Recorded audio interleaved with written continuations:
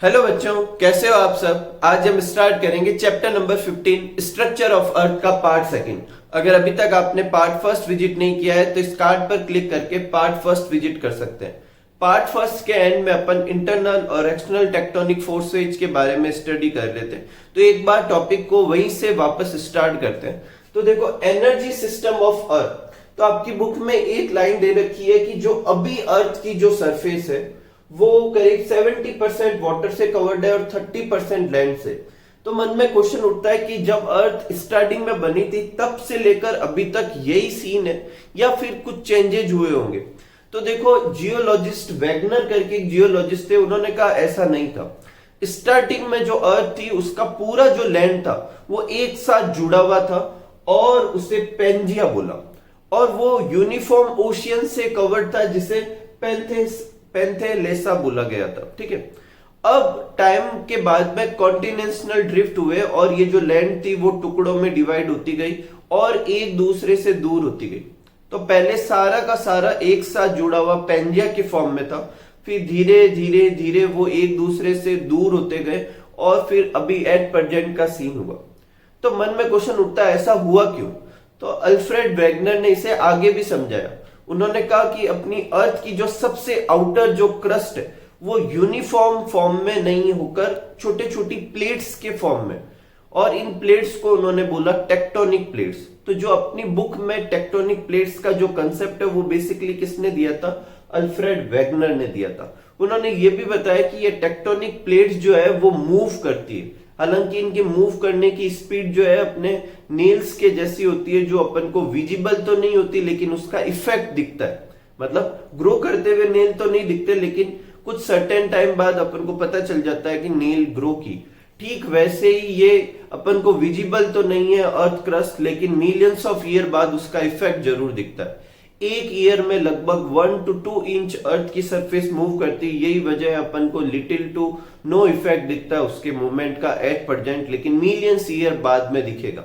ठीक है, तो ये कुछ अल्फ्रेड वैगनर के कंसेप्ट का था जो इस टॉपिक से रिलेटेड था, जो मैंने आपको एक्सप्लेन कर दिया। अब आगे चलते हैं।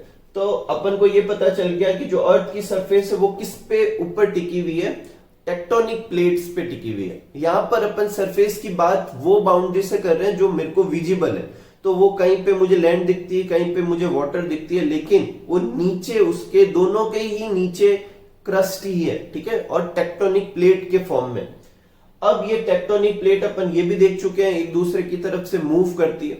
तो ये टेक्टोनिक प्लेट जो है उस पे माउल्डिंग फोर्सेज लगते हैं, और कुछ माउल्डिंग फोर्स टेक्टोनिक प्लेट के नीचे से लगते हैं, तो कुछ माउल्डिंग और टेक्टोनिक फोर्सेज ऊपर से लगते हैं। तो दो तरह के एनर्जी या पावर सिस्टम लगते हैं सरफेस पे, एक्सटर्नल और इंटरनल। ठीक है, और वो दोनों ही अर्थ की सरफेस को क्या कर सकते हैं? चेंज कर सकते हैं। जैसे सालों पहले ये टेक्टोनिक मूवमेंट और कॉन्टिनेंटल ड्रिफ्ट की वजह से चेंज हो गई ऊपर की सरफेस। पहले यूनिफॉर्म थी पेंजिया के फॉर्म में, फिर वो डिवाइड हो गई। ठीक है, तो यही अपन को फोर्सेज जो इंटरनल और एक्सटर्नल टेक्टोनिक फोर्सेज के फॉर्म में दे रखे अपनी बुक में, या इंटरनल और एक्सटर्नल माउल्डिंग फोर्सेज भी कह सकते हैं अपन इनको। तो देखो, इनको अपन को स्टडी करना है। तो सबसे पहले अपन करते हैं इंटरनल टेक्टोनिक फोर्सेज और इंटरनल माउल्डिंग फोर्सेज। तो देखो, टेक्टोनिक और moulding force which work by staying inside the earth and can't see from outside। ऐसे टेक्टोनिक या माउल्डिंग फोर्स जो कहां से वर्क करते हैं? अंदर की तरफ से वर्क करते हैं, और उन फोर्स को अपन बाहर से विजिबल नहीं देख सकते या विजिबल नहीं कर सकते। उनके इफेक्ट को तो अपन देखेंगे बाहर से, इसमें कंफ्यूजन मत होना। जैसे इंटरनल टेक्टोनिक फोर्स की वजह से वॉल्केनो आते हैं, वो तो दिखता है, अर्थक्वेक आते हैं वो भी दिखता है, माउंटेन बनते हैं वो भी दिखता है, लेकिन वो जो फोर्स जहां अंदर की तरफ वर्क कर रहा है वो फोर्स विजिबल नहीं है आउटसाइड से। उसे अपन क्या कहेंगे? इंटरनल टेक्टोनिक और माउल्डिंग फोर्स। कोई प्रॉब्लम नहीं। अब क्वेश्चन उठता है ये बनता कैसे, तो ओरिजिन कैसे होता है, तो इसको समझो आप। देखो, अभी अपन ने देखा कि टेक्टोनिक प्लेट्स जो होती है वो टेक्टोनिक प्लेट्स के फॉर्म में होती है अर्थ का क्रस्ट। अब अगर सपोज करो कि अर्थ के ये इस टेक्टोनिक प्लेट के नीचे लिक्विड है और वो लिक्विड फ्लो कर रहा है, तो ये टेक्टोनिक प्लेट उस लिक्विड के ऊपर है, और कम डेंसिटी के होने की वजह से ही सरफेस पे, ये अपन ने पॉइंट पहले पार्ट में डिस्कस किया था कि अर्थ की सरफेस पे जो ऊपर है वो लो डेंसिटी का और नीचे जो है वो हाई डेंसिटी का है। तो ये लो डेंसिटी की चीज उस हाई डेंसिटी लिक्विड के ऊपर है। अब मान लो लिक्विड ने मूव किया तो वो प्लेट्स भी उसके साथ साथ क्या करेगी, मूव करेगी। एकदम सिंपल सा। अब अपन को बस ये देखना है कि वो लिक्विड आया कहां से, तो उस लिक्विड को कहते हैं मैग्मा। और वो मैग्मा कहां से आता है, आउटर और इनर कोर में हो सकता है ये मैग्मा, और जो अर्थ की क्रस्ट पे जो रॉक्स वगैरह है उनके दबने से, उनके पिघलने से भी बन सकता है ये मैग्मा। आंसर ये तो पता चल गया कि मैग्मा बनता कहां से है, तो आउटर और इनर मेंटल से हो सकता है। स्पेशली आउटर मेंटल का जो मैग्मा है वो यहाँ पार्टिसिपेट करेगा, और रॉक से जो पिघलने से जो लिक्विड बनना है, जो मैग्मा बना है, वो पार्टिसिपेट करेगा। अब वो बनता क्यों है, तो देखो इसको इससे समझ सकते हैं। ये क्रस्ट है और ये पूरा मेंटल है जो रेड कलर में शो कर रखा है। ये आउटर मेंटल और ये इनर और ये जो उसका कोर वाला पार्ट है, ठीक है। कोर अपन सब जानते हैं कि बहुत ज्यादा क्या होता है, गर्म। उसकी हीट की वजह से इनर मेंटल भी क्या होता है, बहुत ज्यादा गर्म होता है। और उसके ऊपर वाला जो आउटर मेंटल होता है उसका कहीं कहीं पे कुछ कुछ पार्ट क्या हो जाता है, मेल्ट या सेमी मेल्ट तो होता ही है, ठीक है। तो सेमी लिक्विड या लिक्विड के फॉर्म में प्रेजेंट होता है। और जब वो लिक्विड मूव करता है तो उसके साथ ऊपर की जो टेक्टोनिक प्लेट है वो भी मूव करती है, ठीक है। कोई प्रॉब्लम नहीं। तो पहले पॉइंट को क्लियर करते देखो, formation of magma from melting of outer mantle and rock of the crust, ठीक है। इसके नीचे भी जो इनर मेंटल और जो आउटर कोर जो है वो भी लिक्विड में है, लेकिन वो नहीं, अपना जो क्रस्ट के जस्ट नीचे लिक्विड जो बनेगा वो पार्टिसिपेट करेगा, ठीक है। अब इनमें कन्वेक्शन करंट प्रोड्यूस होती है। ये क्या है, इसको देखो। तो देखो, जब अपन किसी चीज को गर्म करते हैं, जैसे वाटर को बॉईल करते हैं, तो अगर आपने उसको अच्छे से नोटिस किया हो तो ऐसा लगता है कि वाटर के मॉलिक्यूल ऐसे अंदर जाके बाहर आ रहे हैं, ऐसे अंदर जाके बाहर आ रहे हैं। ऐसा इसलिए होता है कि देखो नीचे की तरफ जो होता है, बॉटम में जो वाटर है वो क्या होगा, हीट एब्जॉर्ब करके गर्म हो जाएगा, और गर्म होते ही उसकी डेंसिटी कम हो जाती है, तो वो कहाँ आ जाता है, ऊपर की तरफ। और जो ऊपर का वाटर है वो कहाँ चला जाता है, नीचे की तरफ। फिर वो नीचे की तरफ गर्म होता है और फिर वो वाटर कहाँ आता है, ऊपर की तरफ, और ऊपर वाला वाटर कहाँ जाता है, नीचे की तरफ। तो एक ऐसे सर्कल करंट बनती है जो ऊपर से कहाँ की तरफ जाती है, नीचे की तरफ जाती है। तो देखो यहां से स्टार्ट करते हैं अपन, ये जो सर्कल शो कर रहे हैं, देखो यहां से जो चीज थी जो ऊपर की कंपेरेटिवली ऊपर की तरफ क्या थी, कम गर्म थी, और नीचे की तरफ क्या थी, ज्यादा गर्म थी, क्योंकि नीचे की तरफ वो किससे अटैच्ड है, हॉट कोर से, और किससे, इनर मेंटल से। तो जो यहां से जो लिक्विड जो होगा, मैग्मा जो बनेगा, वो गर्म होकर कहां जाना चाहेगा, ऊपर, और ऊपर का जो मैग्मा है वो कहां आएगा, नीचे। ठीक है, ऐसे कैसे इस पार्ट में भी हो रहा है, यहां से गर्म होकर मैग्मा जा रहा है ऊपर, और ऊपर से गर्म जो ठंडा है वो कहां आ रहा है, नीचे। तो इस तरीके से सर्कल बन रहे हैं। इन सर्कल को क्या कहते हैं, कन्वेक्शन करंट, ठीक है। अब मेरी बात ध्यान सुनना, जैसे इस वाले पोर्शन पे देखो ये मैग्मा कहां आ रहा है, ऐसे जा रहा है नीचे। तो इस मैग्मा के ऊपर वाली जो ये रॉक जो है वो कहां जाना चाहेगी, इस तरफ मूव करना चाहेगी, ठीक है। ये टेक्टोनिक प्लेट जो है वो कहां मूव करना चाहेगी, देखो ये ऐसे मूव करेगा तो ये ऐसे जा रहा है, तो उसकी प्लेट जो है वो इस तरफ मूव करने लगी, ठीक है। तो ये इस तरफ मूव कर रही है, और इस तरफ वाला मैग्मा की ये कन्वेक्शन करंट देखो कहां जा रही है, नीचे की तरफ। तो मतलब ये भी ऐसे जा रही है, तो ये वाला भी ऐसे की तरफ मूव करेगा। तो ये वाली बाउंड्री इस तरफ मूव करेगी और ये वाली बाउंड्री इस तरफ मूव करेगी, ठीक है। ठीक, अगर इनके एरो के ऊपर देखा जाए तो ये वाली बाउंड्री इस तरफ मूव कर रही है और ये वाली बाउंड्री इस तरफ मूव कर रही है, ठीक है।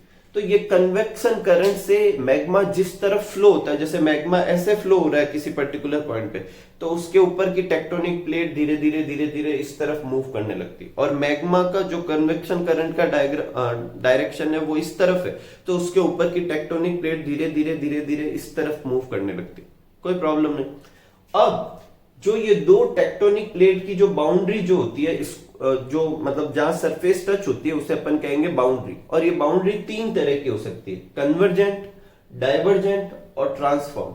कन्वर्जेंट वो होती है जो बाउंड्री एक दूसरे की तरफ आ रही है, डाइवर्जेंट वो होती है जो एक दूसरे से दूर जा रही है, और जो ट्रांसफॉर्म बाउंड्री ऐसी होती है जो एक दूसरे की सरफेस पे ऐसे ऐसे मूव कर रही है, ठीक है।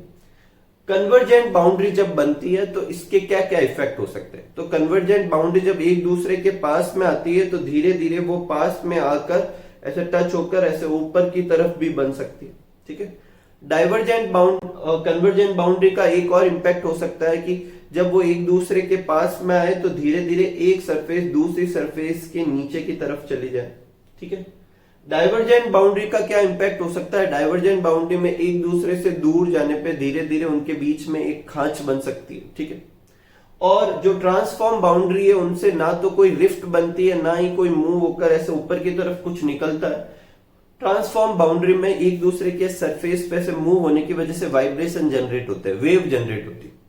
तो कन्वर्जेंट बाउंड्री में एक दूसरे के पास में आकर ऐसे ऊपर हो रहा है तो इसे अपन कहेंगे माउंटेन फॉर्मेशन हो गया। अगर वो ऐसे एक के नीचे चला गया तो जो पार्ट नीचे गया है वो इनर कोर के, इनर मेंटल के टच में आने लगेगा और गर्म होकर पिघलने लगेगा, मैग्मा बना देगा। और फिर वो मैग्मा हो सकता है वो दोनों की सरफेस जहां पर एक दूसरे पे टच हो रही है वहां से होकर बाहर निकले, बोले तो वॉल्केनो वगैरह बन जाए। ठीक है। कन्वर्जेंट बाउंड्री और डाइवर्जेंट बाउंड्री से बीच में रिफ्ट बनती है, ये देख चुके हैं। और ट्रांसफॉर्म बाउंड्री से जो एनर्जी जनरेट होती है उस एनर्जी से क्या हो सकता है? अर्थक्वेक आ सकते हैं, उनसे सुनामी आ सकती है। और ये कन्वर्जेंट बाउंड्री से भी आ सकती है, जब वो एक दूसरे की तरफ आए तो ना तो ऊपर जाए ना नीचे जाए, सिर्फ एक दूसरे पे ऐसे टच करे, तो इस वजह से भी वेव जनरेट हो सकती है। ठीक है। तो ये सब अपन डायग्राम बना लेंगे ताकि अपन को भी अच्छे से समझ में आए। आपकी बुक में नहीं दे रखा, पर मैं चाहता हूं इस टॉपिक को थोड़ा सा आप और भी समझे। कोई बात नहीं, ऐसे तो सिंपल सा 2 लाइन याद करके भी लिख सकते हैं आप। ठीक है। तो आगे देखते हैं। देखो, तो सबसे पहला था formation of magma from melting of outer mantle and rock of crust. Second है convection current in magma due to this tectonic plate move, इसकी वजह से टेक्टोनिक प्लेट मूव करती है। और 3 boundary interact with each other, जब वो move करती है तो उनकी 3 तरह की बाउंड्री होती है, पहले भी देख चुके हैं, कन्वर्जेंट, डाइवर्जेंट और ट्रांसफॉर्म। अब इससे इफेक्ट क्या होता है? तो इफेक्ट अपन देख चुके हैं। बुक में जो इफेक्ट है वो 2 तरीके से दे रखा है कि इंटरनल टेक्टोनिक और माउल्डिंग फोर्स वर्क वर्टिकली, मतलब इस डायरेक्शन में वर्क करना चाहिए, या तो सेंटर की तरफ या सेंटर से दूर की तरफ, बोले तो रेडियस के अलोंग वर्क करना चाहिए। ठीक है। इसमें आप साइड में या ब्रैकेट में लिखते समय क्या लिख देना? Along the radius. ठीक है। टुवर्ड्स द सेंटर और अवे फ्रॉम द सेंटर। तो फिर ऐसे क्या होता है, इससे सम पार्ट इस डायरेक्शन में क्या होगा, इफेक्ट क्या हो सकता है? या तो कुछ पार्ट ऊपर की तरफ आ गया या कुछ पार्ट नीचे की तरफ चला गया। तो सम पार्ट राइज और सम पार्ट क्या होगा? सबमर्ज्ड। इससे कॉन्टिनेंट, आइलैंड, ये जो ओशियन वगैरह ये सब बनते हैं। ठीक है। और सेडिमेंट्री रॉक भी फॉर्म होती है, और सी के अंदर अगर वो फॉर्म हुई तो वो फॉर्म होती हुई बाहर की तरफ आएगी और कॉन्टिनेंट के पास में क्या हो जाएगी? जुड़ जाएगी। ऐसा हो सकता है। देखो, एक अपन ने प्रीवियस वीडियो में भी किया था, जहां हिमालय वहां पहले एक ओशियन हुआ करता था, टेथीज भी लिखा हुआ है कुछ बुक में। तो वहां की जब बाउंड्री एक दूसरे के पास में आई तो मर्ज होकर ऐसे ऊपर की तरफ होकर फैल गई और क्या बना लिया? अपनी हिमालय जो पूरी सीरीज है वो बन गई। ठीक है। नेक्स्ट है अपने internal tectonic forces work horizontally, horizontal direction में भी वर्क कर सकती है, बोले तो इस डायरेक्शन में ऐसे। तो ऐसे जनरली वो होता है जब अपन या तो ट्रांसफॉर्म बाउंड्रीज इंटरेक्ट करती है या फिर ये कन्वर्जेंट बाउंड्री जब एक दूसरे से टकराती है तो वेव जनरेट होती है, और वो वेव की वजह से अर्थक्वेक वगैरह आ सकते हैं, अर्थ की सरफेस पे जो ऐसे दरारें बन सकती। ठीक है। तो wave are generated, cracks form हो सकते हैं, अर्थक्वेक आ सकती है, सुनामी आ सकती है। ठीक है। तो ये अपन ने इंटरनल टेक्टोनिक फोर्सेस थे।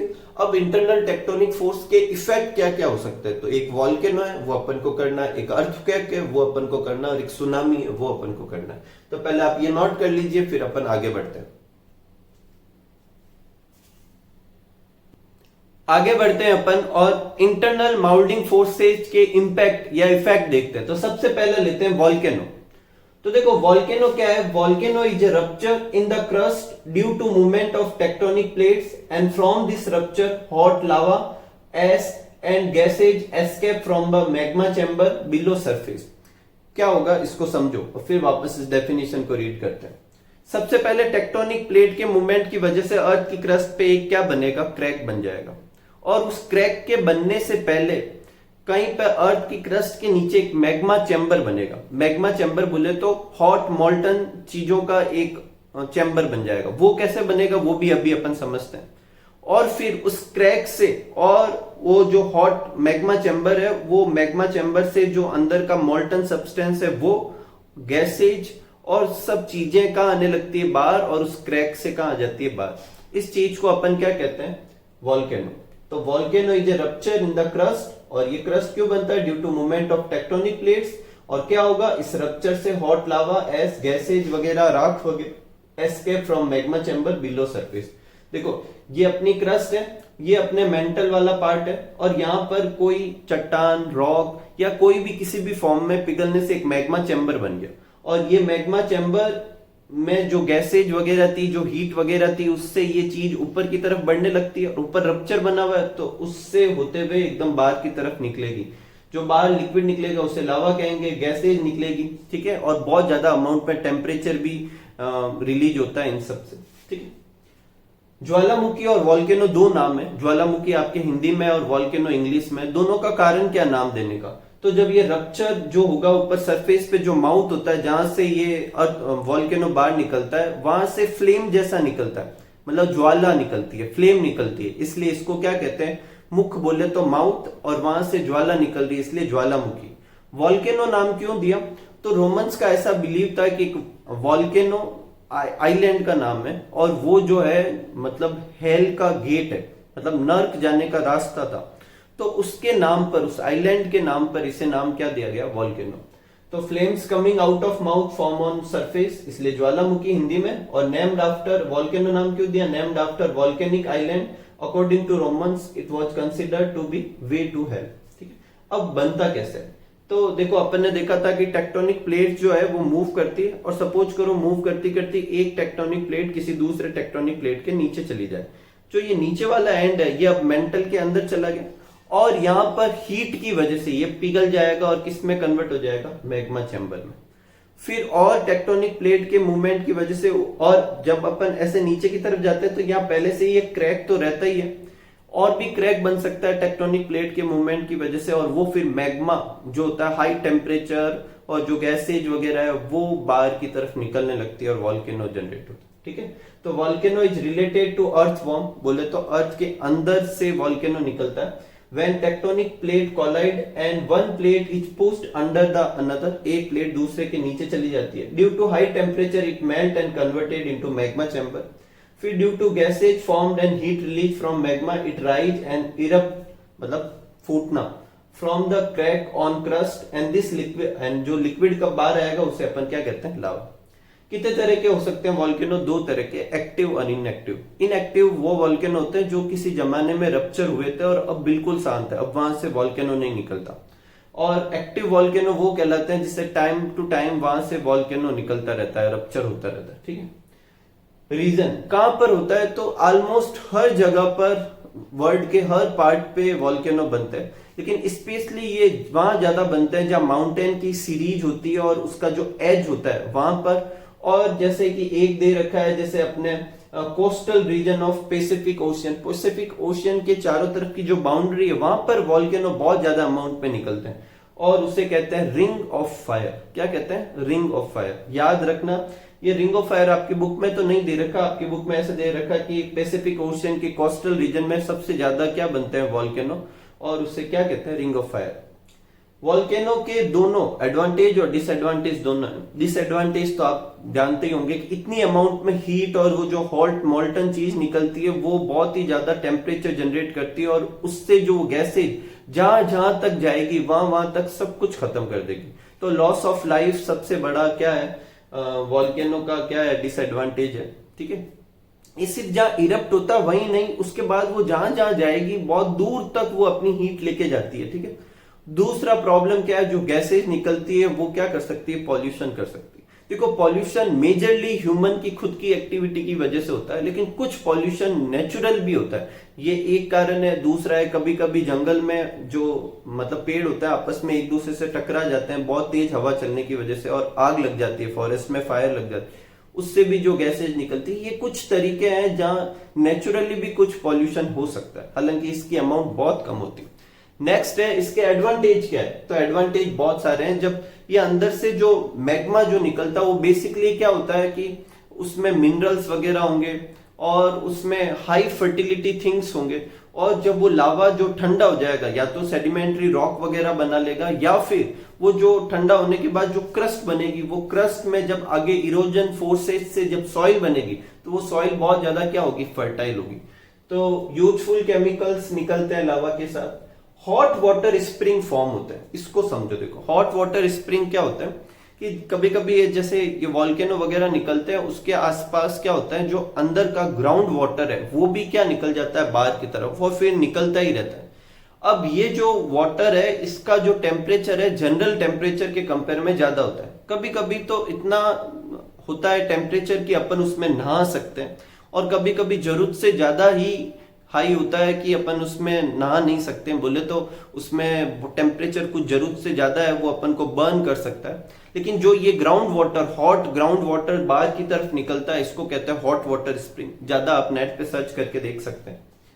नेक्स्ट है cooled lava from form a fertile crust. वो फर्टाइल क्रस्ट बनाएगी जो इंक्रीज कर सकती है फर्टिलिटी। एकदम सिंपल सा, ये आपके वॉल्केनो का डिस्क्रिप्शन आए तो डायग्राम वायग्राम सब कुछ बना सकते हैं, ठीक है। अपन ने हर पॉइंट कवर किया। नेक्स्ट जो इंटरनल माउल्डिंग फोर्स की वजह से जो इफेक्ट है वो अपन को करना है अर्थक्वेक। तो देखो अर्थक्वेक क्या है, तो अर्थक्वेक क्या है, बेसिकली शेकिंग और वाइब्रेशन इन अर्थ सरफेस। अर्थ की सरफेस पे से वाइब्रेशन होना, ठीक है, वो क्या कहलाता है, अर्थक्वेक कहलाता है। अब ये अर्थक्वेक होता क्यों है, तो एकदम सिंपल सा है, जब अपने टेक्टोनिक प्लेट्स मूव करती है तो दो तरह के मूवमेंट की वजह से वाइब्रेशन जनरेट होते हैं। पहला डाइवर्जेंट जो टेक्टोनिक प्लेट बाउंड्रीज होती है, डाइवर्जेंट बोले तो जब एक दूसरे के पास में आती है और टकराती है तो उससे वाइब्रेशन जनरेट हो सकते हैं, या फिर दो टेक्टोनिक प्लेट की जो बाउंड्री होती है वो एक दूसरे के ऐसे सरफेस पे ऐसे जो बाउंड्री है वहां पर ऐसे पैरेलल मूव करे तो उसकी वजह से वाइब्रेशन जनरेट हो सकता है, वेव जनरेट हो सकती है, और ये वेव जो होती है वो फिर अर्थ की सरफेस को हिलाती है। इसको अपन क्या कहते हैं, अर्थक्वेक। तो movement of tectonic plate generate energy which cause these vibration और मूवमेंट इन अर्थ सरफेस, ठीक है। आगे भी ये पूरा लिखना, अगर पूछे कारण यहां से लेकर यहां तक। एक पॉइंट होता है जहां पर ये वाइब्रेशन फॉर्म होता है, मतलब जिस जगह वो टेक्टोनिक प्लेट मूव कर रही है उसे कहेंगे एपिसेंटर। तो the point from where vibration of earthquake start is called epicentre. फिर ये एपिसेंटर से ये वाइब्रेशन वेव के फॉर्म में हर डायरेक्शन में जाता है, और फिर जब ये नीचे से ऊपर की तरफ जाते हैं तो अर्थ की सरफेस को क्या कर देते हैं, हिला देते हैं। कोई प्रॉब्लम नहीं, एकदम सिंपल सा। अब इसकी अर्थक्वेक की जो इंटेंसिटी होती है वो अलग अलग होती है। कभी कभी इतनी होती है कि अपन को फील ही नहीं होता, या फिर हल्का सा फील होता है, और कभी कभी बहुत ही ज्यादा डिस्ट्रक्टिव फॉर्म में भी अर्थक्वेक आते हैं। तो ये इंटेंसिटी किस चीज पे डिपेंड करती है, तो दो चीजों पे। पहला तो वो जब कॉलिजन हुआ है तो एपिसेंटर पे जो वाइब्रेशन जनरेट हुए उनकी इंटेंसिटी क्या है, तो intensity of shaking at epicenter. और दूसरा उस एपिसेंटर की अर्थ की सरफेस से कितनी डिस्टेंस है, जितनी ज्यादा डिस्टेंस होगी उतना ही कम क्या होगा, वो इंटेंसिटी होगी। और फिर उस एपिसेंटर से जो दूसरी सरफेस है जहां तक वो ट्रेवल करता हुआ जाएगा वो भी कितना दूर है। जैसे मान लो किसी पर्टिकुलर जगह, जैसे मान लो अपन ऐसे समझे कि किसी पर्टिकुलर जगह, जैसे गुजरात में किसी पर्टिकुलर जगह पर अर्थक्वेक आया, तो वहां पर जो एपिसेंटर, उसके जस्ट नीचे एपिसेंटर होगा तो उसकी सरफेस पे बहुत ज्यादा वाइब्रेशन होंगे, और जैसे जैसे उसकी सरफेस से दूर, जैसे अपन राजस्थान तक आते हैं तो वाइब्रेशन धीरे धीरे कम होते जाएंगे और अर्थक्वेक की इंटेंसिटी क्या होती जाएगी, कम।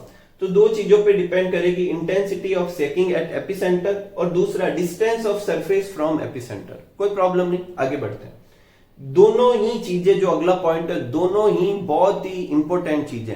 इंटेंसिटी ऑफ अर्थक्वेक किस इंस्ट्रूमेंट से मेजर की जाती है, तो कौन सा है, सेस्मोग्राफ। क्या है, सेस्मोग्राफ। और दूसरा किस स्केल में मेजर की जाती है, इसे आप अच्छे से समझो। जैसे मान लो कि मैं आपको कहूं कि थर्मामीटर से टेम्परेचर मेंटेन करते हैं, ये एक बात है, पर वो टेम्परेचर मेजर किस में करते हैं, मेंटेन क्या, मेजर किस में करते हैं, तो किस में करते हैं, डिग्री सेंटीग्रेड, केल्विन।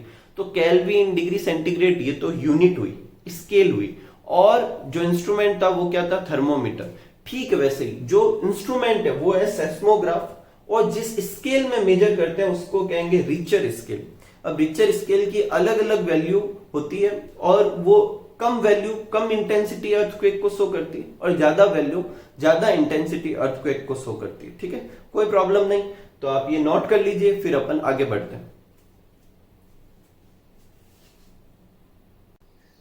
अगर रिचर स्केल पे 2.5 रीडिंग आ रही है, बोले तो सेस्मोग्राफ जब मेजर कर रहा है तो 2.5 रीडिंग आ रही है, तो वो जो अर्थक्वेक है वो अपन को तो फेल्ट नहीं होता, पर सेस्मोग्राफ उसको मेजर कर सकता है, और अपन को बिल्कुल फील नहीं होगा अगर अर्थक्वेक आया भी है या नहीं। 2.5 से 4 के बीच में बहुत ही वीक तरह का अर्थक्वेक फेल्ट हो सकता है। 5.5 जो होता है वो स्ट्रॉन्ग अर्थक्वेक को डिनोट करता है, और अगर अबव 6 हो, 6 to 7 के बीच में हो तो ये डिस्ट्रक्टिव हो सकता है, और अगर 7 से ऊपर हो जाए तो ये डिजास्ट्रस हो सकता है। ठीक है, नेक्स्ट लेते हैं, possible factor responsible for earthquake. तो देखो अपन ने जो पहले किया था वो मैकेनिज्म थी अर्थक्वेक कैसे हो सकता है, और उस कौन कौन से फैक्टर वैसे मैकेनिज्म जनरेट कर सकते हैं, तो वहां पर अपन ने एक किया था। इसके अलावा एक और है, देखो एक तो है natural disturbance due to natural imbalance from the movement of tectonic plate जो अपन ने किया था, और दूसरा है pressure due to man made, human की एक्टिविटी से भी क्या हो सकता है अर्थक्वेक जनरेट हो सकता है। जैसे कहीं पे बहुत बड़ी अमाउंट में क्या किया जाए, कोई एक्सप्लोजन किया जाए, विस्फोट किया जाए, तो भी अर्थक्वेक जनरेट हो सकता है। कहीं पर आपने बहुत बड़ा सा वाटर रिजर्वोयर बनाया, मतलब कहीं पे बहुत ज्यादा अमाउंट में अर्थ की सरफेस को आपने चेंज किया है, तो भी अर्थक्वेक जनरेट हो सकता है। ठीक है, नेक्स्ट है right the type of edges of tectonic plate on which maximum earthquake occur. देखो अपनी बुक में टेक्टोनिक प्लेट की जो एजेज है वो 3 तरीके के नाम दे रखे हैं, कंस्ट्रक्टिव, डिस्ट्रक्टिव और कंजर्वेटिव। और किस पे अर्थक्वेक सबसे ज्यादा आता है, डिस्ट्रक्टिव वाले पे अर्थक्वेक सबसे ज्यादा आता है। ठीक है, तो ये याद कर लेना, ये लगभग उसके जैसे ये अपने डाइवर्जेंट कन्वर्जेंट वगैरह किए, उन्हीं बेसिस पर ये डिसाइड किए जाते हैं। एक चीज मैं यहाँ क्लियर कर देता हूं, अगर एग्जाम में ऐसे पूछे कि टेक्टोनिक प्लेट की एज और बाउंड्री कितने तरह की होती है, तो यही 3 टाइप लिखे, वो कन्वर्जेंट डाइवर्जेंट वगैरह ना लिखे, क्योंकि आपकी बुक में उनका नाम नहीं है, वो मैंने आपको अच्छे से समझाने के लिए बताए थे। ठीक है, हालांकि वो एकदम सही है, आप उस पर डाउट ना करें, लेकिन अपनी बुक में जो नाम है अपन उस हिसाब से लिखेंगे। ठीक है, नेक्स्ट है, एक पॉइंट है कि इंडिया जो है वो अर्थक्वेक के रिस्क के बेसिस पे 5 कैटेगरी में डिवाइड किया गया है। अपन को 5 कैटेगरी के नाम नहीं रखने, अपन को सिर्फ हाई रिस्क रीजन और लो रिस्क रीजन याद रखना है। तो जम्मू कश्मीर, उत्तराखंड और हिमाचल ये मैक्सिमम रिस्क वाले एरिया में आते हैं, और पार्ट्स ऑफ पंजाब, हरियाणा और उत्तर प्रदेश ये किस में आते हैं, मिनिमम रिस्क एरिया में आते हैं। कोई प्रॉब्लम नहीं, वैसे इनका ये मतलब नहीं है कि जहां लो रिस्क रीजन या मिनिमम रिस्क रीजन है वहां पर अर्थक्वेक आएंगे ही नहीं। एक बुक में एग्जांपल दे रखा है कि कोलकाता में करीब 1700 सेंचुरी के आसपास बहुत ही बड़ी अमाउंट में अर्थक्वेक आया था, जो बहुत ही डिजास्टर्स हुआ, लाखों में लोग मरे थे। तो ये सिर्फ रिस्क पर के कितनी बार आया है, कितनी बार आ सकता है, उस पॉसिबिलिटी पे अरेंज है। ठीक है, तो आगे बढ़ते हैं। नेक्स्ट है सुनामी। तो सुनामी बेसिकली एकदम सिंपल भाषा में बोला जाए तो सुनामी एक जापानीज वर्ड है जिसका मतलब है सेस्मिक सी वेव, मतलब भूकंप की वजह से वेव्स जनरेट होगी। ठीक है, अर्थक्वेक की वजह से वेव जनरेट होगी। तो अगर सी में 7 से ऊपर, जो कि डिजास्टर्स अर्थक्वेक माना जाता है, उसकी ऊपर के स्केल का अर्थक्वेक अगर आए तो बहुत ही बड़ी वेव जनरेट होती है सी की, और वो फिर कोस्टल एरिया पे जाके टकराती है, और वो ही अपनी क्या है, सुनामी, और कुछ नहीं, एकदम सिंपल। ठीक है, तो earthquake of more than 7 unit at the bottom of the sea cause wave of high energy which cause heavy damage to coastal area, और वही सुनामी। नेक्स्ट, जब ये सी वेव जनरेट होती है तो वो 2 डायरेक्शन में जनरेट होती है। एक अपने कहां पर, जो किनारा जो होता है, कोस्टल एरिया जो होता है उसकी तरफ मूव करने लगती है, और एक और डीप इन द सी जाती है। तो जो कोस्टल एरिया की तरफ आ रही है उसी की वजह से अपनी सुनामी होती है। ठीक है, नेक्स्ट है हार्मफुल इफेक्ट। क्या है, सब जानते हैं, जो buildings, human, animal, coastal area वगैरह, वह बहुत सारा क्या हो जाएगा, सब खत्म हो जाएगा। अगर ह्यूमन वहां से ना जाए तो वो भी मर जाएंगे, बिल्डिंग्स वगैरह टूट जाती है, एनिमल्स वगैरह उनका लॉस हो जाता है। ठीक है, और जो डेब्रीज वगैरह, जो कचरा वगैरह जो अंदर, चाहे वो सी के अंदर से हो या फिर जो कचरा जो कोस्टल एरिया पे एकदम बाउंड्री पर है, वो जो बनता है वो फिर वो सी वेव उसको और आगे तक लेके चली जाती है, और अंदर तक क्या होता है, इंपैक्ट होता है। ठीक है, प्रोटेक्शन क्या है, तो आजकल क्या है, इंस्ट्रूमेंट से पहले ही पता कर लेते हैं कि इतने दिनों बाद में वहां पर क्या आने वाला है, सुनामी वगैरह जैसा कुछ आने वाला है। तो फिर क्या करते हैं, वो कोस्टल एरिया जो होते हैं उसको खाली करा देते हैं और लोगों को सेफ प्लेस पे पहुंचा देते हैं। अब मेन बात है कि लोग तो बच जाएंगे, लेकिन जो प्रॉपर्टी है, ऐसी प्रॉपर्टी जो इमूवेबल है, जैसे बिल्डिंग्स वगैरह है या फिर और भी कुछ है जिसको अपन ऐसे कैरी नहीं कर सकते, उन सबका तो क्या होगा, लॉस हो गई। तो ये स्टिल हार्मफुल ही है। एक national institute of oceanography discovered submerged harbour in Dholavira, Gujarat. देखो गुजरात के धोलावीरा में एक सबमर्ज्ड हार्बर डिस्कवर्ड हुआ, जो कि ऐसे बताया जा रहा है कि वो हड़प्पा जो अपनी सिविलाइजेशन थी उससे बिलोंग करता है और उस समय का वो सबसे लार्जेस्ट हार्बर था।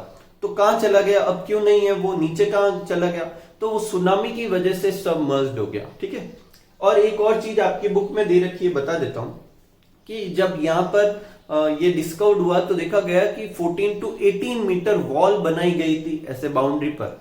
और वो क्या डिनोट करती है कि उस समय भी लोगों को पता था कि ऐसे सुनामी जैसी वेव्स आती है, तो उससे प्रोटेक्शन के लिए ऐसी वॉल बनाई गई थी।